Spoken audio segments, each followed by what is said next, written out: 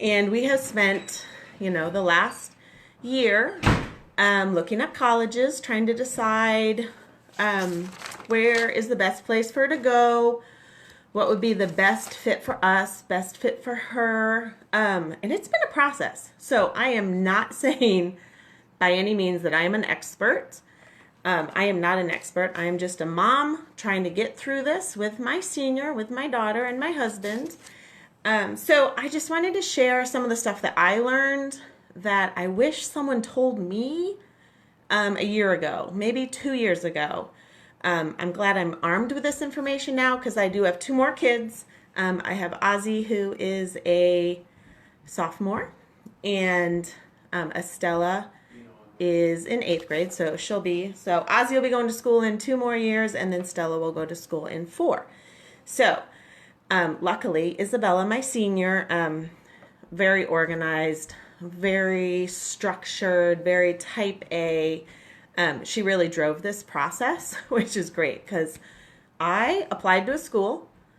I think I took an SAT. I don't even remember. I'm sure I did. And I went to the school I applied to, and it was it. It was like really easy. It's gotten so complicated now. So I just wanted to share some of the stuff I've learned over the last couple months of looking at schools. And there's so much more to look at besides the 4 basics, like your 4 basics. If you're jumping on, let me know. What do you think are the 4 basics? When we first started looking, first thing was location. Obviously, you want to look at the location. You want to look at the cost of the school. I know not everybody has to look at the cost of the school, but most people do. I mean, that's a big factor. The major is that, are they going to have the major that your child wants to go to school for, and the size of the school. So those are really your 4 basics that most people look at when they just initially start looking at schools. So my daughter applied to 3 schools. I think that's a low number compared to what I've heard a lot of people apply to. She applied to a local state school, a university. She applied to an out-of-state university, which is her dream school, and then she applied to a private university here in the city, downtown. 3 totally different schools. 3 different landscapes, 3 different, they were so completely different. So we had to start bringing it down a little bit to try and figure out. So some of the basic questions, though, you do want to ask when you think of those 4 major things. Location, is it close enough that they can come home? Do you have to pay for travel for them to get there? What are they going to do on breaks? So that's an additional thing to think of when you're thinking of location. Cost, obviously, how much is it per year, but how much is it going to cost for the 4 years? Or some kids take 5 or 6 years. Are they going to go to grad school? Are they going to go to med school? Your major, do they have a major curriculum written all the way out? Does it have extra classes that you can take? And then the size. Are you coming from a small town? Are you coming from a city? How's that going to impact your kid? We go to a pretty big high school. And so Isabel was applying at 2 really big colleges, but she also applied at a tiny little private school that has approximately the same number of kids as her high school. So you want to come up with, your list. What schools do they potentially want to go to? And then you start creating, or what we did was a pro and con list. We wrote it out. She put it on paper. At least she says she did, so I hope she did. But pros and cons. What are the things that are the best about that school, or what might detract from that school? So I'm going to kind of go through the 10 things that we found were additional questions to ask, additional questions to go through. Number 1, and I did some research on this, and also this is through some questions that we got through some of our college admissions people that we spoke with at the colleges. But number 1, what's the graduation rate of the school? And then also, what is the retention rate of freshmen coming in? So first, maybe, what is the retention rate for the freshmen coming in? But then what's the graduation rate for that school that you're potentially looking at? Okay, number 2, what is the student faculty ratio? You know, if your child maybe doesn't know what major they're going to have, they might. All right, I think I just logged off real quick, but I think I'm back on. Am I there? If I'm there, give me a thumbs up. Ozzy was trying to give me a call, so it said it popped off for a minute. Okay, so faculty student ratio. In some of the studies that I read, they say that 20 to 1 is a okay ratio for the students. What you really want to look for is 15 to 1 for major studies. So if it's a general class, they can be a bigger class, but it's when it's going for their major, you really want to lower the number of students per professor. So that's one thing to look at.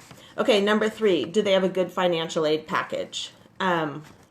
Usually what I've found is you don't actually know how much it's going to cost to go there until you get the financial aid package with the scholarships and the merits and what they want to offer you. So even though it's on paper, you're not always going to know exactly what it is until you get those final numbers. And for us, those 3 numbers changed quite a bit. And we even got a couple revisions to our financial aid packages and our scholarships and merits. So you can't make any decisions really if finances are an issue until you get all that information. You want to check out what's the percentage of students that are getting financial aid at that school. What's the average amount that kids get at that school? And also, this was a big one I didn't even think of. What is the debt amount average for a graduating student? So those all kind of go into that financial aid package. Okay, number 4, internships and research programs. What does your school offer? How much hands-on training are they actually going to get for their major? And when does that start? Does it start their freshman year, their sophomore year, their junior year?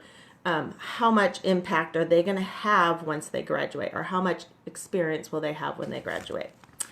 Okay, number 5, travel opportunities. Do they have opportunities to travel abroad? You also want to find out, not only can they travel abroad, how is traveling abroad funded?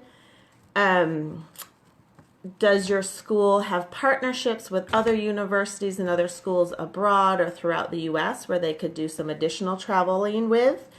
And how many students typically each year participate in their travel abroad program? And then you want to try and spend some time talking to someone who's done some travel abroad.